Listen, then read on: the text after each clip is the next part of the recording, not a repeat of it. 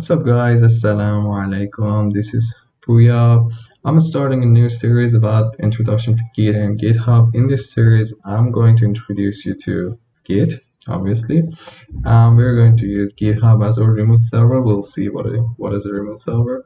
Our intention in this series is to make the process of using Git as smooth as possible, and we are going to stimulate some bugs and not bugs, some difficult situation that you may encounter while using Git, like for example merge conflicts and other types of errors and conflicts you may face as smooth as possible, so you would enjoy using Git uh, while you're, for example, developing your Python or GitHub projects. So without further ado, let's begin. Okay, I have created a repository, a GitHub repository. We'll see how we can create one in the next video. I have created a repository specifically for this series, and I have include all the nodes that are necessary, and I'm going to explain the nodes step by step in this video. The nodes and the commands are mostly taken from a Linux system. I mean, the screenshots are taken from a terminal, but in this video we're going to do the same on a Windows machine, and we're going to see that the differences are not that big. Just in the installation process, the rest are the same because it is Git, and Git, no matter on Linux or on Windows or any other operating system, it works the same. So we'll cover the first 5 items in this video and the last one in the next video. So let's start with the fact, what is Git? Git is an open source version control system. Open source means you can use it free of charge. You can use it and install it, download it, and whatever you want to do it without paying anything for that. And it is a version control system. I mean, whole series about what is a version control system. Version control system allows you to control different versions of your files, code, whatever.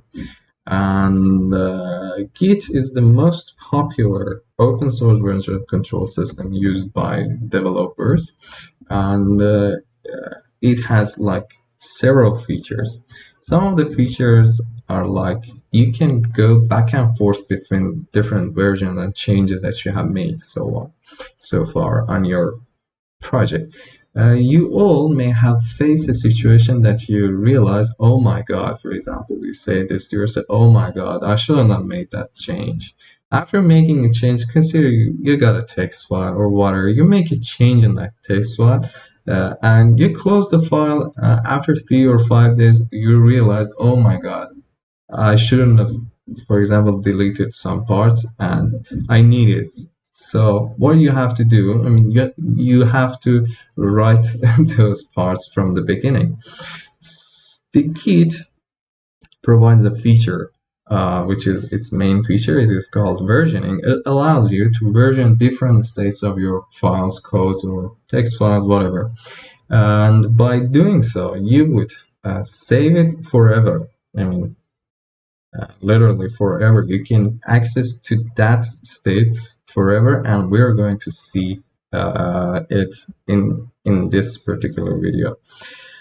And the changes, the versions that you make are like a history. We're going to see how to check the history using Git. We're going to see it, and it is some of the features of Git.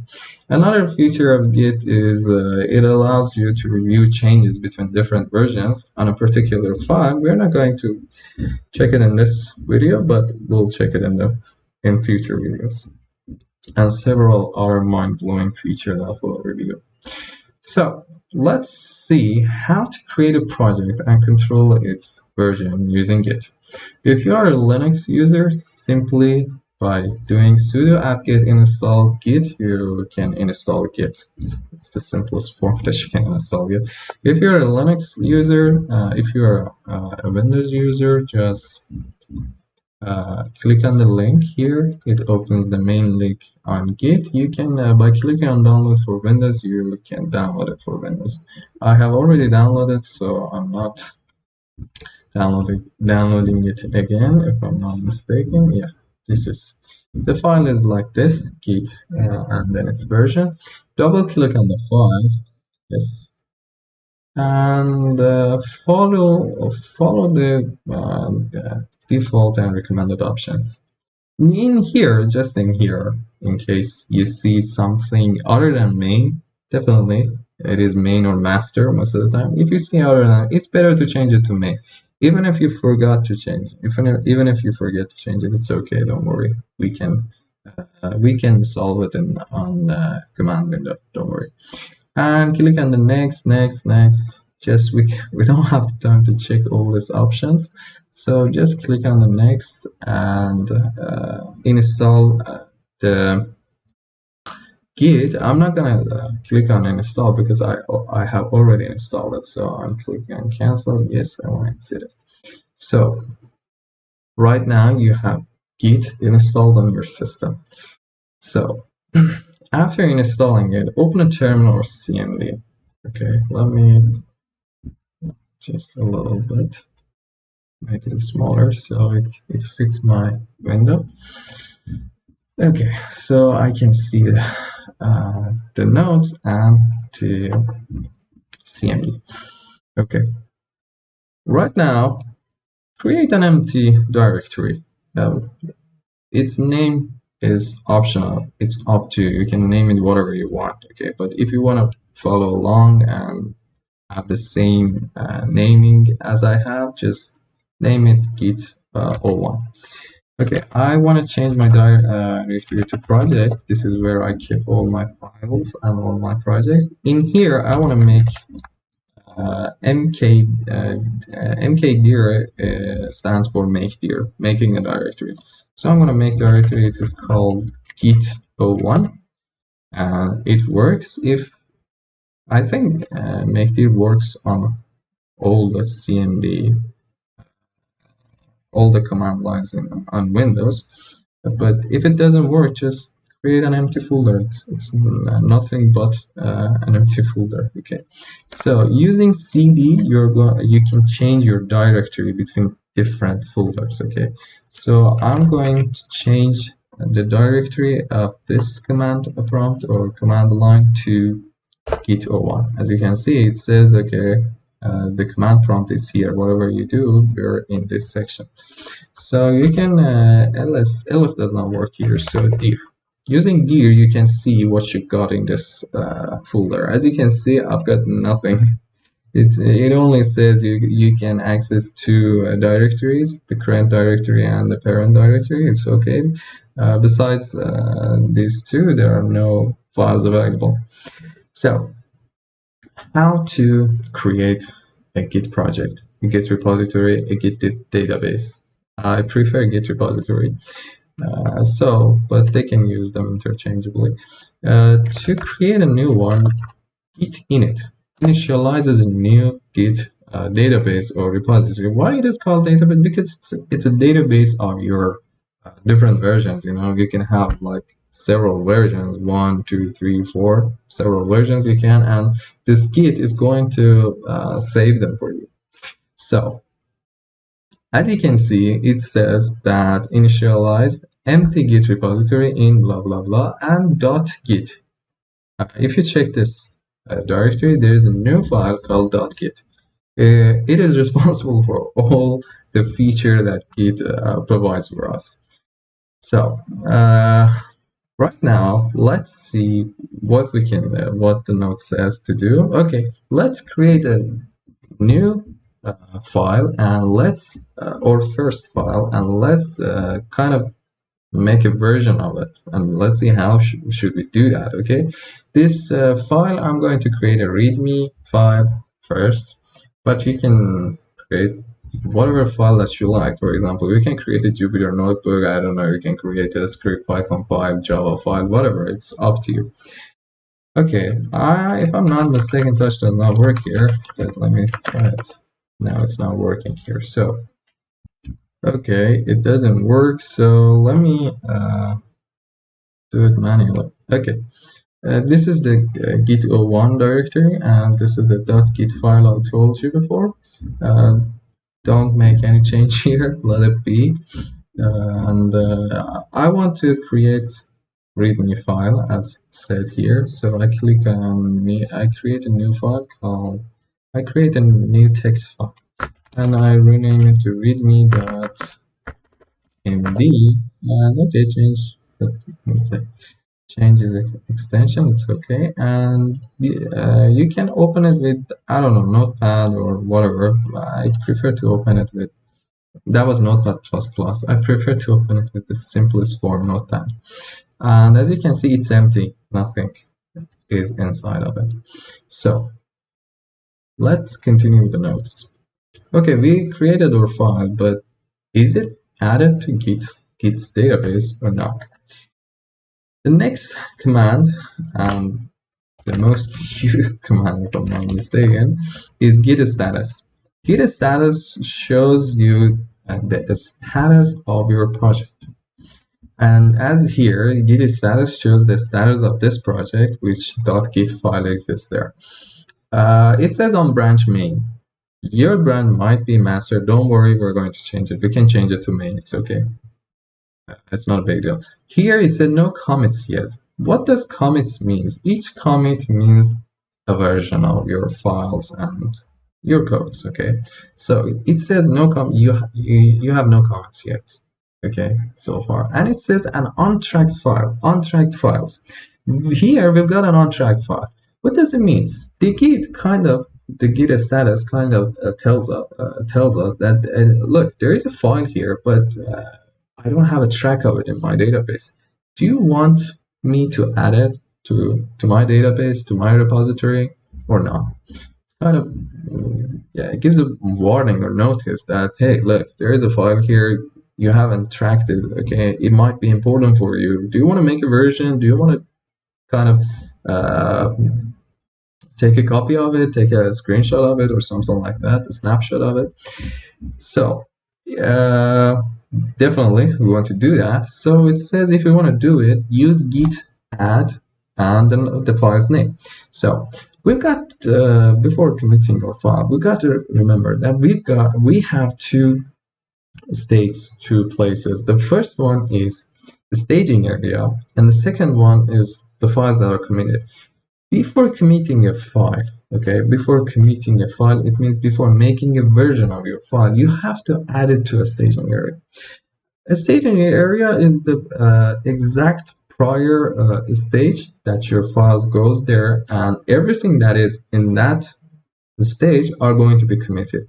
So we have kind of two stages: the local files like readme and whatsoever that are on your directory, and another one is the staging area. A staging area is where you locate or you add your files that are going to be committed. Okay, so you cannot directly commit a file. You should add it to a staging area, then commit it. Okay, so how to add our file to a staging area? Simply git add and readme. That way it is going to be added to a staging area. And just one note here, git branch-m main simply renames your branch name main. If your branch name is master and you run this code, it will rename your master branch to main. Okay, so your branch name will be main as well. It's not a big deal, don't worry about it. So git add readme. So what does it do? Again, git status, a lifesaver. I mean, just try to use it as much as possible. It says changes to be committed. Okay, these two lines are the same, so I'm not going to talk about it. But here it says changes to be committed. It says you have added a new file. Okay, a new file has been added. It doesn't say a modified file, it says a new file because we just added a new untracked file to our stages. So right now, Git kind of started to track it. Okay, it says a new file. Whenever you want to get a file completely forever from your stage, you can go on with saying git rm. Rm stands for remove, you know. I want to remove it from cache, okay? I want to get it out from GitHub. It doesn't affect the history before it, prior to it, okay? But it's going to remove it from the future versions that you might create. Here, I really don't want to, for example, remove it from the stage. I really want to make, I want to make a version of my README, even it is empty, but I like it as it is. Okay, I want to create a version of my README even if it's empty. Okay, definitely nobody, for example, commits an empty README, README file. Most of the times you want to write something, then commit your file. But here, because our intention is to teach some stuff, some features of Git, I want to show you, you can, for example, uh, add an empty file as well.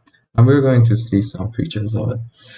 Okay, here it says changes to be committed. These changes are ready to be committed. You can have several changes, okay? Not just one, not just two. You can like 10 or 12 files together. You want to commit them together. It's okay. Don't worry about it.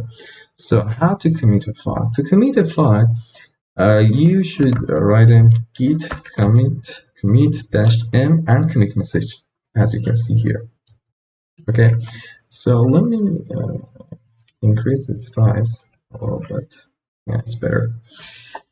And commit message. What is a commit message? Commit message simply is a message that you write so that you would easily remember or others would easily realize what you are doing in this commit and what this version is about. For example, what does it talk about? What did you do in this version? So, if you, for example, if somebody wants to get back to this version, what is going to happen?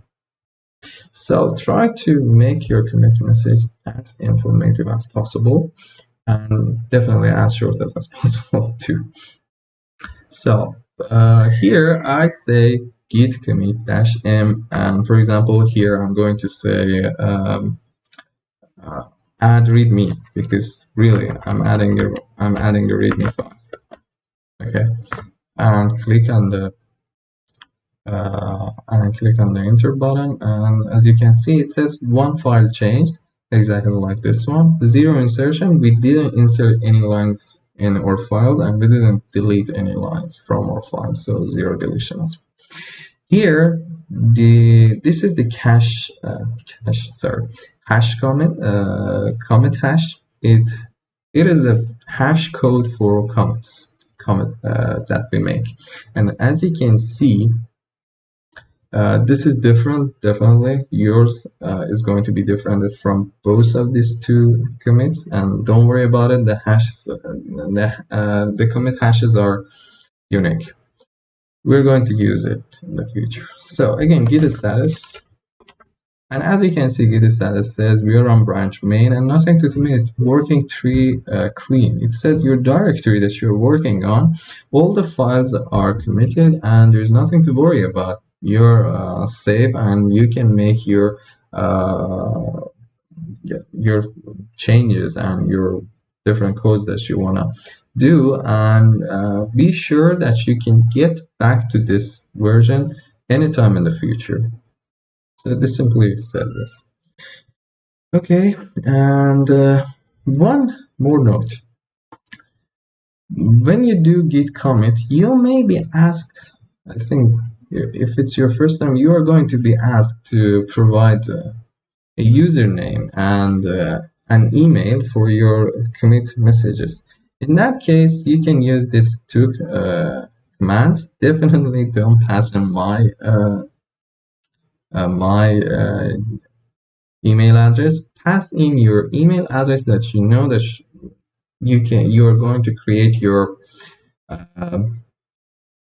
GitHub account with. So whenever you make that make a commit, it is going to save that this guy with this email address, for example, created this commit message, and this commit with this commit message and this commit hash.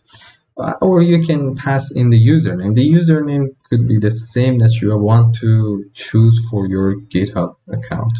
So if you don't have GitHub account, don't worry about these two. Just pass in something. You can change it whenever you want with these two lines. Okay, don't worry about it. So you can change it anytime. Okay, so we made our first change. We made our first file. We made our first commit and or first version. So let's make a change, for example, and let's see how we can create another version of our change. In this case, I'm going to open README. As you can see, README is empty, and I'm going to add this line. It says introduction to Git, and an empty line here. I'm going to save it and close it. Okay, again, let's not you. Let's see what git status says. Okay, as you can see, git status does not say a new file. This time it says the modified file, not a stage. It doesn't say it is not on track. It doesn't say it is not on track. It says it is not a stage. It means I have a track of it with me. Okay, if you want to get rid of a track file from GitHub, from Git, you use git-rm, okay, for making Git to stop tracking it. But whenever you have a modified file, it doesn't say this is an on-track file. It says, look, we've got a modified file here. Okay, README is modified compared to the last version that I have, compared to the last commit that I have, but the changes are not staged for commit. If you want to make a new commit, if you want to make a new, for example, new version, your file is not staged. So definitely we should stage it by doing git add readme. We just added to the stage. Again, let's see git status, and as you can see, git status says modified and readme. It says, look, it is modified, as you can see here. Let me I think I lost that. I made the change here, git status, image notes, git. Okay, I may add this section here. No, it's here. Okay. Oh, I forgot to add the codes. I'll do it. It's okay. After adding the code, okay, let me just do it very fast, and I'll come back. Okay, I updated GitHub repository as well. So this is the modified version, the picture of the modified one. On a Linux system, it says readme is modified, as we talked about. And after adding it, git add readme to a staging, it says, okay, we've got a modified file. If you want to restore it from a stage file, I mean, if you don't want to keep it in the, if you don't want it to be these changes to be in the next commit, next version, so simply you can restore it. If, for example, maybe you add a file unintentionally, so you just want to take it out of this commit, okay, not the whole commits in the future, not the whole version in the future, so just this simple commit, this one.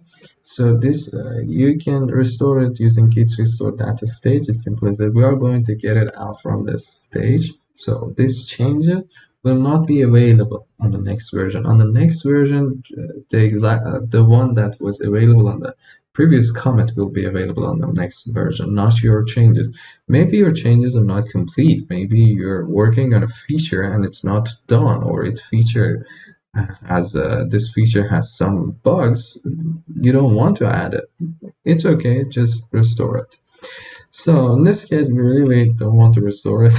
We want to commit it. So here, add me commit dash git, sorry, git commit dash m, and another message, commit message. I included the header of the project that readme. I'm going to say okay, add header readme md.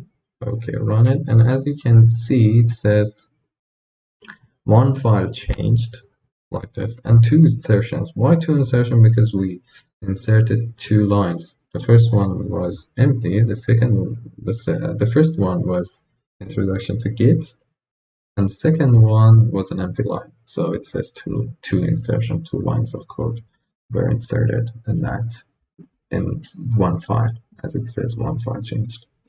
So okay, let's see again. Git status, as you can see, it says nothing to commit. Working tree is clean. You don't have any untracked file or any modified file that are not committed, and everything is safe. So let's go to the next part. Okay, we have 2 versions of our code, so what use we can get from it? What are the advantages? As we talked before, we can check the history of our commits. To check your history, simply git log one line. One line feature says just show them in one line. It is easier to read and see and distinguish between different commits. As you can see, it starts with a commit hash. Commit hashes are just like IDs. Okay, each commit is recognized with its commit hash. Here, its commit hash is 63FE41E, and it says the head of the project is here. Definitely the head is on the last commit, and it says we are on main branch, and these are the messages. So they help, but definitely we cannot recognize what 63FE is responsible for. What are the codes? What were the codes in this commit? Definitely we cannot remember them. But add header readme, you could remember, oh, I remember I added a header to my readme file. So that's what this commit is talking about. And this add readme. So this is how we can check the history or log of our commits. If you have more than 2 commits, more than 3 commits, all of them will be listed here. So it doesn't show just 2 commits, it shows them all. So let's see how we can move backward and forward between different versions. To move backward and forward, the structure is check out. It's like we want to check another commit, and we use hash code or commit hash, whatever is convenient to call it. Git checkout, for example, I want to see this version. Okay, definitely the hash codes, the commit hashes are not the same. Okay, so here you should type in your hash code. Okay, as you can see, it says this is the same. It says we are switching to this commit, to this version, and it's good. It is a detached head. What does it mean, detached head? We had 2 steps. Okay, we had 2 versions, the head and the previous one, the one prior to. Okay, when you bring the head here, okay, you're checking the history. Okay, you're checking the past. It is not recommended to make change in the past. As it says, it's better not mess the history. Okay, so here it says the head is detached. Okay, we've got a one branch. Okay, one line of work. It is called main, and our main is at the end. Whenever we check out to another version, besides the last one, another version except the last one. We are in a detached head, and it's kindly gives us a warning that says, look, if you want to make some experimental changes, or and you can discard any commits you make in this state without impacting any branches by switching back to a branch. You can do anything you want, and again, you can get back to the head or to the last version. It's okay. So whenever you're using a detached head, just make sure the changes that you are making are not permanent, okay? They're going to be discarded whenever you get to the last. Actually, they're not. If you make the commits, they're not going to be discarded. We are going to talk about it later, okay? Consider that it is recommended to do not make any change, okay? Just look around and see for whatever reasons you have checked out in the previous version. Just do whatever you need to do. For example, get note of the code that is changed or whatever, and just get back to the head and make your changes there. But consider you're in this, for example, in one of the previous branches, and you want to start a new line of work from this commit, from this version, okay? From this version, consider you want to start a new, you want to develop a new feature. In that case, as it said, if you want to create a new branch, retain commits you create, you may do so by blah, blah, blah. We will talk about it later. So if you want to create a new branch, a new line of work from one of the previous one of the previous commits, you should use with another command that we'll talk about later. So whenever you're checking out using checkout, just look around, see, take note of what you want, and get back to the head again. So here it says the head is now at 46 blah blah blah, 46 blah blah blah. Okay, what does it mean? Let me show you the readme. As you can see, the readme is empty because if you remember, where did it go? If you remember, when our first commit or first version was just simply add readme, nothing else, nothing was added to it, okay? It was just add readme, and the readme file was empty, and it is as if we didn't add anything to it. As you can see, it's empty. It's empty, completely empty. And this is one of the mind-blowing features of Git, that it allows you to move between different versions on your project. So another cool thing here is git log one line. As you can see, in this version, it shows you only the log prior to it, okay? And this, we are on, the head is now at 46 blah blah blah, okay? We are at 46. At 46, the history just gonna show you the logs prior to it, previous to it, okay? It's not gonna show you the log ahead of it, because it is not aware of what will go in the future, okay? So if you take git log, you remember that it would happen. And as you can see, it says head. It doesn't mention the branch name because it's a detached branch. Okay, if this stuff that I said right now it is getting complicated, don't worry about it. Just realize that using git checkout, you can check out the different versions, and you can see, look around, and take notes, and check your codes, and do whatever you want. And using git checkout main, git checkout main, you can get back to your latest version of that branch. It should be your branch name, okay? Yours might be again master, so if yours is master and you really don't want to change it to main, go on here, you should type in git checkout master. As you can see, it says switched to branch main, and let me show you the log. As it shows, the log says the head is at 63, and as you can see, the head says the branch name is main, is not detached. it is safe to make as many changes as you want and continue your versioning. So that's it for this video. In this video, we'll learn what is Git, how to install it, how to create a project, how to make changes, how to create different versions of these changes using commit. And we made two commits. As you can see here, we created two commits, as you can see here. And we saw how we can go back and forth between uh, versions of our code. In the next video, we're going to see how we can add this project to a remote server. And first of all, we're going to see why do we need to add it to at first place. Why do we need to add it to a remote server? What is wrong with it? Why don't I continue with what do we have right now?